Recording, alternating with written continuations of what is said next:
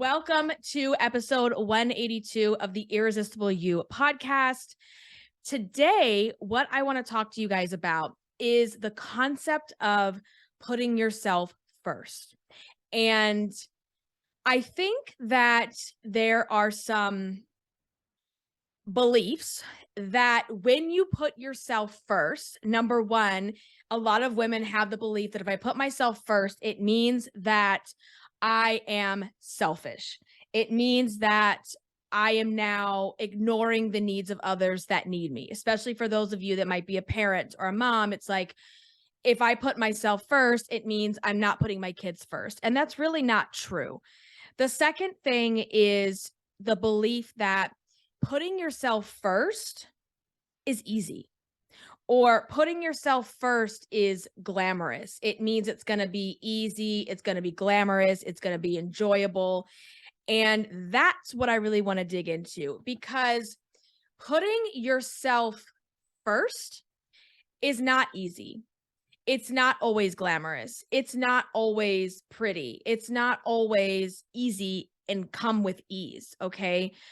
It's not going to feel effortless. And I think a lot of us believe when we put ourselves first, because we're giving ourselves attention and because we're giving ourselves, time, that it should feel effortless. And that's not the case. So the concept of putting yourself first means that you are prioritizing your well-being. You are prioritizing your healing. You are prioritizing your self-care.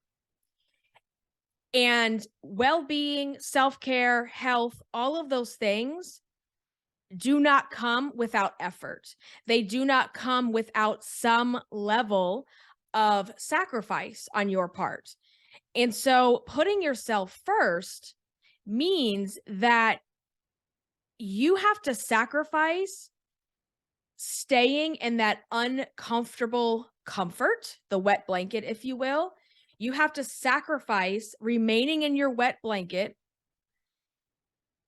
for the version of yourself, the version of your life that is going to give you more ease. So you're sacrificing your wet blanket of discomfort for a lifetime of ease and a feeling of effortless, if you will. So what I mean by that is when we're talking about weight and weight loss and we're making these sacrifices in the now, today, we're doing it for our future self. We're doing it for the version of ourselves that we desire to become. And we desire to become that version of ourselves because when the weight comes off, when we stop using food as a coping mechanism, when we stop using Netflix as a hobby, our life gains more ease. It becomes easier to tie your shoes.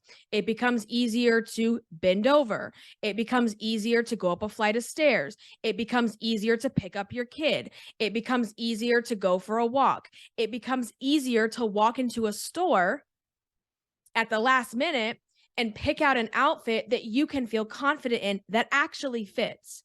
So you're giving up, you're having to put effort and sacrifice into something so that you can have more ease and effortlessness, if that's a word, in the future. And these sacrifices and these moments of pain, whether it's physical pain, mental pain, emotional pain, these moments of pain are going to bring you into the version of yourself that you want to be. So putting yourself first doesn't always feel comfortable. It doesn't always feel easy. And let me give some examples. So I'll give one about food. So like this morning, I decided I was going to get Chick-fil-A on the way to work. And when I'm not really in the zone and I'm not making good decisions and I'm not consciously eating and I'm more like zombie eating, I usually get like the number one, the butter biscuit, the chicken. I do trade the hash browns for the yogurt, which I found out the yogurt is actually like, if you do points, it's like way more points. And when I added all of that up, Y'all, it was crazy. So I actually took the time this morning to not have a knee jerk reaction. The knee jerk reaction was I can sit at the traffic light, I can go on the app, I can order the number one, bing, bang, boom, it's done. I decided to open my phone, open the Weight Watchers app, and look up the points of what I wanted to order. And so one of the other things I like to eat there is it's like a chicken egg hash brown bowl. Well, normally if I do that, then it's like, oh, get the chicken nuggets. It's like, no, let's do the grilled chicken. And when I look that up, we're talking about 4 points. When I look up the biscuit, it's 16 points. The yogurt is 11. So between that biscuit and the yogurt, I've basically killed almost my entire day of points. When I look at the bowl, it's 4 points. Like, this is what we need to be doing. Did I want to eat grilled chicken? Not really. But this is one of those times where making that choice, even though it may not be the choice you want to make necessarily, that is an example of putting yourself first. Because what I'm now doing is I'm telling myself that I am important enough to make these choices to get the weight off, to make these choices so that I can have the ease of doing things like I already mentioned. That is actually putting yourself first. Overindulging, going over your points, going over your rate, whatever it is you're doing to track the way that you eat, going over your limit, binge eating, emotional eating, whatever it is not a form of putting yourself first.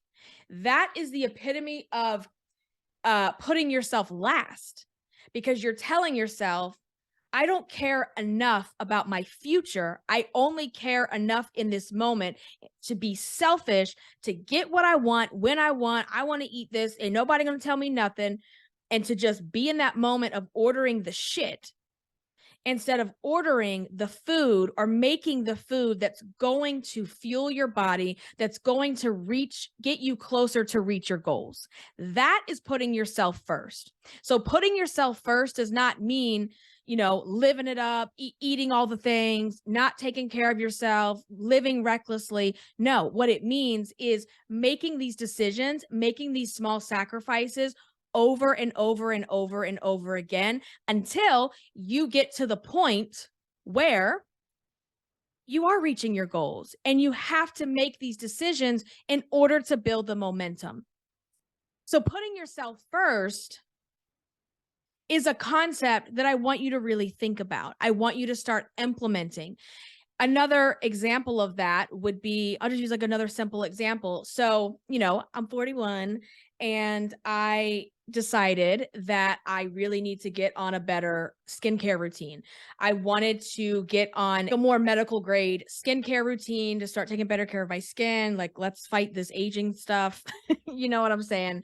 So I went to a cosmetic dermatology appointment and had a consultation, and I got a medical grade skincare line. And there's like 5 steps in this process. Okay.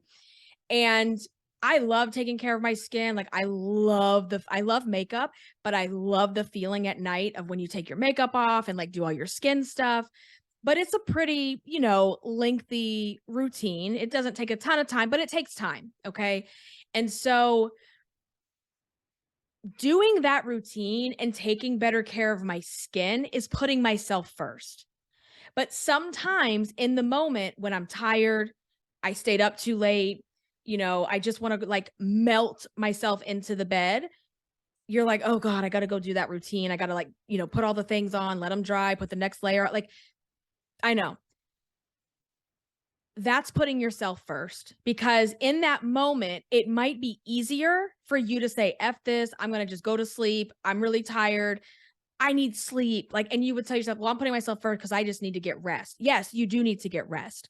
But when you've made these other commitments to yourself that are going to benefit your health, whether it's physical health, mental, or emotional, putting yourself first means I'm tired, but I'm still going to push through and I'm going to get this done. And you could say the same thing with a workout where it's like, I'm too tired. I don't want to go for a walk tonight, or I don't want to go do my workout that I promised myself I was going to do. It's easier to sit on the couch and binge watch a series. Is that easier? Of course, it's easier in the moment. It's easier in that, you know, that feeling of exhaustion. But is it going to be easier for your future self? Is it going to make your life easier a week from now, a month from now, a year from now? No, it's not. Because just like making these small decisions and sacrifices build momentum over time to reach your weight loss goals, making these bad decisions where you're not putting yourself first over time builds momentum to gain weight, to be depressed, to be anxious, to just put yourself in that dark place. So, putting yourself first is not all, rainbows and unicorns and spa days and, it's not all of those things. Are those things, taking yourself out to the spa and the nail shop and the hair salon? Girl, I'm all about those things. You know that. And those are putting yourself first and taking time for you. But taking time for you also means doing things that might not be comfortable. Is it comfortable to go to your pap smear every year? No. Does anybody look forward to that? No. Um, is it necessary? Yes. Because in order for me to be the best version of myself, I need to go once a year and have those screenings so that we can take care of business if we need to take care of business, to be there for ourselves, to be there for our kids, be there for our family, right? So going to the doctor, I'm sure a lot of you've had that moment, right? Where you feel something, you feel a lump or a bump or, a mole or something that doesn't look right. And you have that moment of fear. And you have that moment of wanting to just stay in denial like you never saw it. But that is not putting yourself first. That is not caring enough about yourself to be vulnerable enough to make the appointment to potentially get news that you don't want to have to deal with. But if you don't do that and you don't deal with it, it limits your options in the future. So putting yourself first is not always easy. It's not going to be comfortable. It's not going to always feel good. But I want you to think about, who do you want your future self to be? Do you want your future self to be someone who doesn't have to have these same worries? So when you think about weight loss, it's like, it's going to bring you a lifetime of everything we just talked about, not having to worry so much about certain health conditions, being able to bend over, being able to walk up and down the stairs, being able to go to an amusement park or go to an event or go to something where the first thought is not the weight limit, right? It's being able to say yes to things because you're not worried about the weight. It's being able to look in the mirror and feel confident and happy with what you see looking back. And so we have to put ourselves first in order to make these decisions.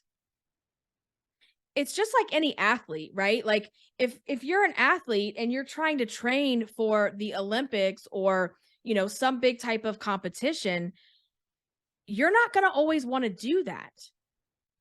But to put yourself first means putting in the work, putting in the effort, putting in the reps that are needed in order to get you where you want to go.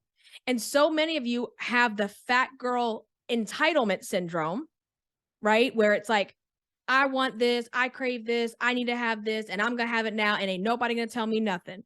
Well, that's fine. You can be bitter about it. You can have that attitude. It's only going to hurt you in the long run, because you're the one that's going to have to deal with the consequences of making those decisions. So be good with it or don't be good with it. And if you're not good with it, then it's time to put yourself first.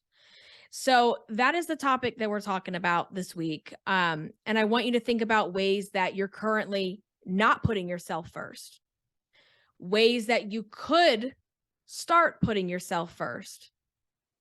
And if they're not comfortable, to ask yourself, what is uncomfortable about this? How can I do this? And how can I frame this and think differently about this in a way that, will feel comfortable to me? And that's what we have to work on. So this is going to be one of those short and sweet episodes. We're just getting through it and we're banging it out, and I hope that this has brought you some type of aha moment. I hope this has been helpful in some way. And if it is, I want to hear how you're doing. You can connect with me on Instagram. Currently, I am at Irresistible Icing on Instagram, and we have the Irresistible You podcast group over on Facebook. Those are the two ways to connect after the podcast, as well as joining my email list where you will get notified of when new episodes drop, when there are specials and promotions on my program, and you find out when crazy things are going on with, podcast players and such. So I'm going to leave it at that, guys. I love you guys so much. I hope to see you in the next one. Until then, stay irresistible. Bye, guys.